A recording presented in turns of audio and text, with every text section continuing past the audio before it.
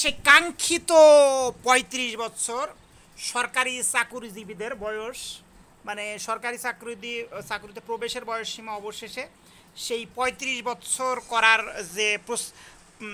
কাঙ্ক্ষিত যে বাসনা, সুপ্ত বাসনা,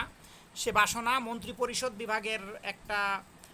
থেকে ক্যাবিনেট থেকে একটা চিঠি জারি করা হয়েছে সরকারি চাকরিতে প্রবেশের বয়সসীমা ৩৫ বছর এবং অবসরের বয়সসীমা ৬৫ বছরে উন্নীতকরণ, এরকম একটা চিঠি জারি হয়েছে। আশা করা যাচ্ছে যে এই ৩৫ বছর এবং সরকারি চাকরিতে প্রবেশের বয়সসীমা ৩৫ বছর এবং অবসরের বয়সসীমা ৬৫ বছর উন্নতিকরণ হওয়ার পথে এবং দ্বার প্রান্তে। তো এখন দেখা যাক, যেহেতু প্রজ্ঞাপন জারি হয়েছে, তো এই সরকারকে অবশ্যই মানে সবাই ভালো বলবে এই কারণে, কারণ ৬৫ বছর আর ৩৫ বছর আসলে এটা খুব মানে বিষয় আর কি। তো এই ছিল আজকের এই ৩৫ বছরও